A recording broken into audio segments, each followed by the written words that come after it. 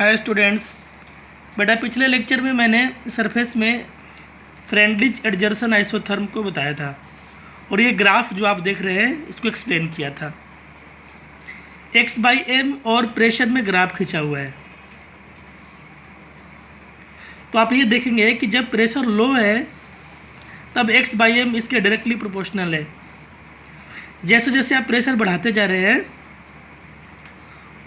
और एक पॉइंट पे आप देखें जहाँ पे x/m का वैल्यू प्रेशर पे डिपेंड ही नहीं कर रहा है, that is the saturation pressure. तो हमारे पास जो जनरल कंक्लूजन होगा कि लो प्रेशर पे x/m directly proportional to pressure का पावर 1, हाई प्रेशर पे डिपेंड नहीं करेगा तो x/m directly proportional to p का पावर 0, और इन जनरल की अगर आप बात करेंगे तो x/m directly proportional to p का पावर 1/n, जहाँ पे 1/n का वैल्यू 0 से 1 के बीच होगा।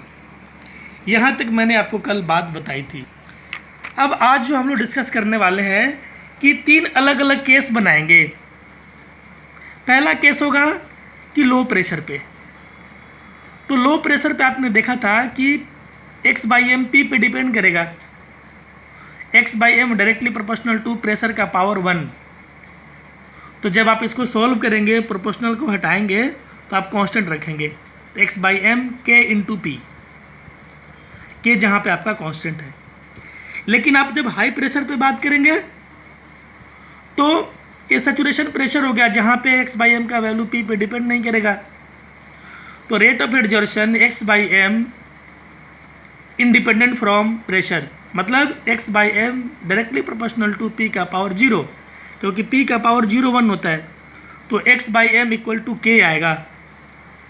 लेकिन जब आप इंटरमीडिएट की बात करेंगे, मतलब प्रेशर न बहुत ज़्यादा हो न कम हो, इंटरमीडिएट में हो, तो हमारे पास इंटरमीडिएट प्रेशर पे x/m directly proportional to pressure का पावर 1/n। अब थोड़ा सा इसको आप लॉग लेकर सॉल्व कर दें। जैसे पहले तो मैं हटाऊंगा प्रोपोर्शनल को, तो रखूंगा कांस्टेंट, तो x/m इक्वल टू k और p का पावर 1/n। फिर मैंने लॉग दोनों साइड में ले लिया, तो बेटा x/m में अगर लॉग लगाएंगे तो log x/m, और इधर अगर आप लॉग लगाते हैं तो ये दोनों डेटा मल्टीप्लाई में है तो प्लस में हो जाएगा, तो बनेगा log k प्लस पावर को पहले लाते हैं तो 1/n log p, और आप log k को जब बाद में करके लिखेंगे तो आपको स्ट्रेट लाइन का फॉर्मेट मिलेगा कि log x/m equal to 1/n log p plus log a। ये y बराबर mx प्लस c के इक्विवेलेंट होता है। स्ट्रेट लाइन का इक्वेशन आ गया, जहाँ पे x का कोफिशिएंट m जो है स्लोप होता है, तो आप कंपेयर करें कि log p का जो कोफिशिएंट 1/n है वो स्लोप होगा, और log k c को बोलते हैं इंटरसेप्ट। इंटरसेप्ट क्या होता है? ओरिजिन से जो y एक्सिस पे डिस्टेंस कट करता है स्ट्रेट लाइन। आप इसमें देखें, इस ग्राफ में देखें, तो log k is the intercept, 1/n is the slope, और x एक्सिस पे हम लोग रखेंगे log p को और y पे रखेंगे log x/m को। इस ग्राफ को आप जब केयरफुली वॉच करेंगे तो आप देखेंगे कि हमारे पास जो इंटरसेप्ट का वैल्यू है log k है, स्लोप का वैल्यू 1/n हो गया, x एक्सिस पे log p को रखा और y पे log x/m को रखा, रेट ऑफ एडजॉर्प्शन। तो ये हमारे पास यहाँ तक बात निकल के आएगी। अब अगला जो आर्टिकल हमारे पास है वो है कैटलिस्ट। कैटलिस्ट क्या होता है, उसके क्या क्या प्रॉपर्टीज हैं, कितने टाइप्स के होते हैं। तो कैटलिस्ट बेटा एक ऐसा केमिकल सब्सटेंस होता है जिसको जब आप रिएक्शन में डालते हैं तो रिएक्शन के रेट को चेंज करता है, जनरली रेट को बढ़ाता है। पर कुछ ऐसे भी कैटलिस्ट हैं जो रेट को घटाते हैं, लेकिन हम लोग बात करेंगे यहाँ पे पॉजिटिव कैटलिस्ट जो रेट को बढ़ाते हैं। पर जो खास बात इसकी होती है कि इसके अमाउंट में किसी तरह का कोई चेंज नहीं होता। A catalyst is a substance when added to reacting system increase the rate of reaction without itself being consumed. Example देखिए आप, जैसे आपके पास कोई पोटेशियम क्लोरेट है KClO3, और इसको हीट करके आप KCl और O2 बनाते हैं। अगर आप कैटलिस्ट यूज नहीं करेंगे तो ये रिएक्शन इतना स्लो होगा कि पूरा कंप्लीट होने में 4 आवर्स का टाइम लगेगा। लेकिन जब आप MnO2 मिलाते हैं कैटलिस्ट के फॉर्म में तो ये 15 मिनट्स में ही प्रोडक्ट बना देगा, सेम प्रोडक्ट। तो कैटलिस्ट का इतना बड़ा रोल होता है कि बहुत सारे टाइम्स को आपको सेव करेगा, रिएक्शन को जल्दी कंप्लीट करेगा और टाइम को डिक्रीज कराएगा। तो हम लोग जो कैटलिस्ट यूज करते हैं, कई सारे ऐसे रिएक्शंस हैं जो अपने आप में वेरी फास्ट होते हैं, वहाँ पे आपको कैटलिस्ट की रिक्वायरमेंट ही नहीं है।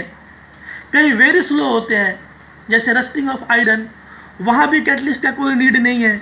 लेकिन जो मॉडरेट कैटेगरी वाले रिएक्शंस है, जहाँ पर रेट ना फास्ट होता है ना स्लो होता है, वैसे केस में कैटलिस्ट का यूज करते होते हैं। जो नोट करके मैंने बात आपको बताई है कि generally catalyst used in moderate, मतलब न ज़्यादा फास्ट न very slow, moderate type chemical reaction. और जिस तरीके से ये रिएक्शन के रेट को चेंज करता है, that is known as catalysis. Catalysis is the important term. The phenomenon of increase rate of chemical reaction with the help of catalyst is known as catalysis. और हमारे पास दो तरह के कैटलिस्ट होते हैं, तो जाहिर सी बात है कैटालिसिस भी दो तरह का होगा। एक होता है बेटा हमारे पास होमोजीनियस कैटलिस्ट और दूसरा होता है heterogeneous. Homogeneous and heterogeneous. Homo का मतलब सेम, जीनियस का मतलब होता है प्रॉपर्टीज या फिजिकल स्टेट, हेट्रो का मतलब डिफरेंट, जीनियस का मतलब प्रॉपर्टीज। तो होमोजीनियस कैटलिस्ट को जब आप डिफाइन करने जाएंगे तो कहता है कि जब किसी रिएक्शन के जो रिएक्टेंट्स हैं उसका फिजिकल स्टेट, मतलब कि सॉलिड है कि लिक्विड है कि गैस है, और जो हमारे पास कैटलिस्ट होगा उसका फिजिकल स्टेट अगर मैच कर जाए, सेम फेज में हो दोनों, तो आपका कैटलिस्ट होमोजीनियस होगा। और अगर दोनों डिफरेंट फेज में हो जाए, जब रिएक्टेंट्स का फिजिकल स्टेट कैटलिस्ट के फिजिकल स्टेट से मैच नहीं करे, तो वैसे केस में कैटलिस्ट को नाम देते हैं हेट्रोजीनियस कैटलिस्ट।